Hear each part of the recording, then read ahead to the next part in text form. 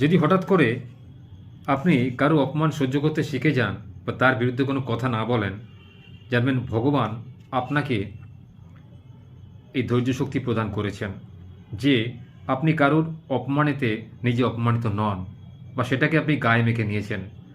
গায়ে মেখে যে নিয়েছেন মানে এই কথা নয় যে তার অপমানের আপনি জবাব দেবেন না। আপনি ভিতরে ভিতরে নিজেকে প্রস্তুত করছেন তার বিরুদ্ধে কীভাবে এর প্রতিশোধ নেওয়া যায়, হাতে না মেরে কী করে ভাতে মারা যায়। অর্থাৎ সে যে আপনাকে অহেতুক বদনাম করেছে তার যোগ্য প্রতিদান দেওয়ার জন্য আপনি তৈরি হচ্ছেন। এই ধীশক্তি ভগবান আপনার মধ্যে যখন দেবেন, দেখবেন আপনি শত অপমান সহ্য করেও নীরব থাকবেন এবং নিজের কর্তব্যপথ থেকে বিচলিত হবেন না। যে আপনাকে অপমান করছে তার বিরুদ্ধে যেতে গেলে কিন্তু আপনাকে যথেচ্ছ প্রমাণ, সাক্ষ্য এবং যথোপযুক্ত প্রমাণ আপনাকে জোগাড় করতে হবে।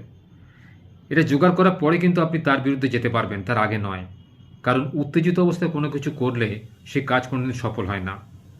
আপনার মধ্যে ভগবান যদি এই শক্তি দিয়ে থাকেন যে আপনি অপমান সহ্য করেও নীরব রয়েছেন, কোনো প্রকার কর্ণপাত করছে না সেই ব্যক্তিটার বিরুদ্ধে, তো জানবেন ভগবান আপনাকে এই শক্তি প্রদান করেছেন। তাই ভগবানের কাছে নিজেকে ধন্য বলে প্রণাম করে জানান যে ভগবান, আমার মধ্যে এই ধীশক্তি দেওয়ার জন্য তোমাকে অশেষ করুণা প্রদান করার জন্য তোমাকে কোটি কোটি প্রণাম। দ্বিতীয়ত, যখন দেখবেন আপনার পুরাতন মোবাইল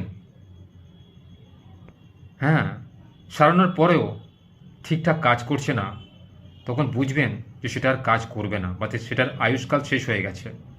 তো সেটার পেছনে খরচ করা বেকার। আমাদের জীবনে কিছু সম্পর্ক রয়েছে যেগুলো আমরা শত চেষ্টা করেও কিন্তু আগের মতো ভালো অবস্থা ফিরিয়ে আনতে পারবো না।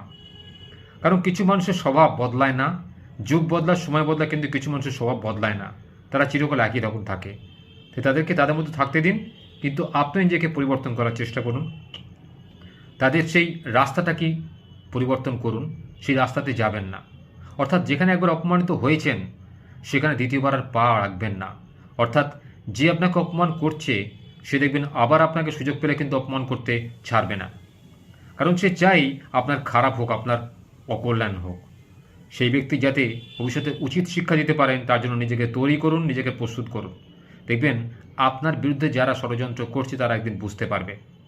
তাই জীবনে বাঁচতে গেলে এই 3টে ট্রিক্স যদি মনে রাখতে পারেন, আমার মনে হয় আপনার জীবনের যাত্রাপথটা খুব শুভ হবে।